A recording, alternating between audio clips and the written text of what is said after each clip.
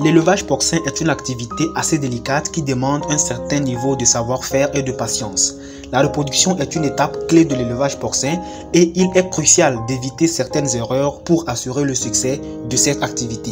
Que vous soyez un éleveur débutant ou expérimenté, cette vidéo est destinée à vous aider à éviter les erreurs courantes en matière de reproduction des porcs.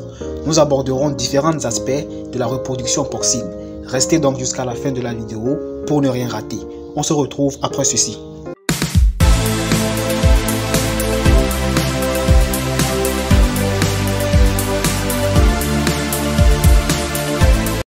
La première erreur qu'il faut éviter, c'est une mauvaise gestion sanitaire. Les porcs qui ne sont pas en bonne santé peuvent avoir des problèmes de reproduction. Par exemple, les problèmes respiratoires peuvent affecter la qualité du sperme chez les porcs mâles, tandis que les infections utérines et les maladies sexuellement transmissibles peuvent nuire à la fertilité chez les porcs femelles. Par conséquent, il est important de maintenir la santé des porcs reproducteurs en effectuant régulièrement des contrôles de santé et en traitant rapidement tout problème de santé identifié. Il est également important de suivre un programme de vaccination adéquat pour protéger les porcs contre des maladies courantes. Les maladies telles que la maladie d'Ojeski et le rouget du porc peuvent nuire à la santé des porcs reproducteurs et réduire ainsi la production de porcelets. Les éleveurs de porcs doivent donc travailler en étroite collaboration avec les vétérinaires pour mettre en place des programmes de vaccination adaptés aux besoins de leur élevage. Avant de continuer, si vous êtes nouveau sur la chaîne, n'oubliez pas de vous abonner et d'activer la cloche de notification pour ne manquer aucune de nos prochaines vidéos. Car sur cette chaîne, on vous partage du bon contenu sur l'élevage, l'entrepreneuriat et l'agroalimentaire. La deuxième erreur, c'est l'inadéquation des installations.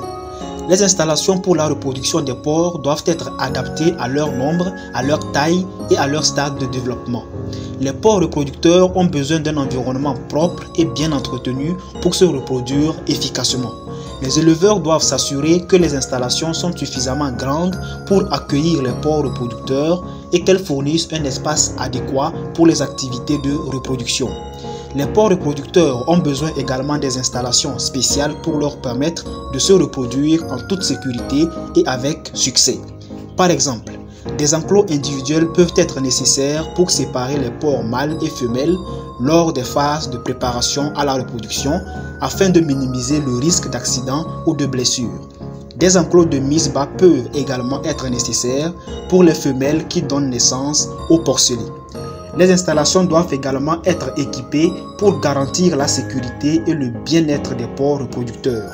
Des sols antidérapants et des barrières de sécurité doivent être installées pour éviter des chutes et les blessures.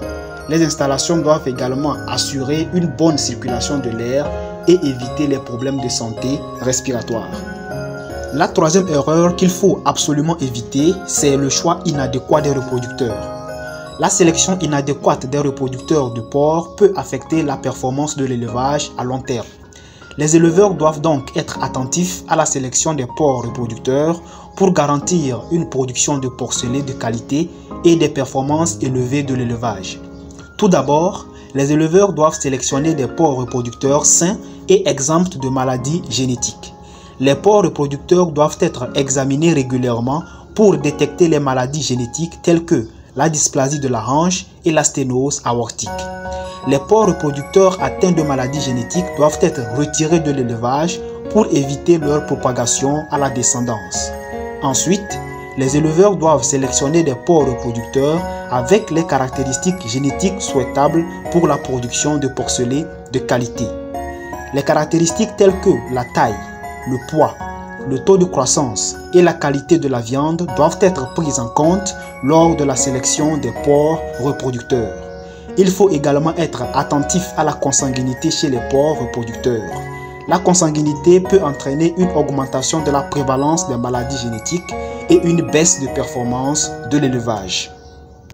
La quatrième et dernière erreur qu'il faut éviter, c'est une alimentation inadéquate.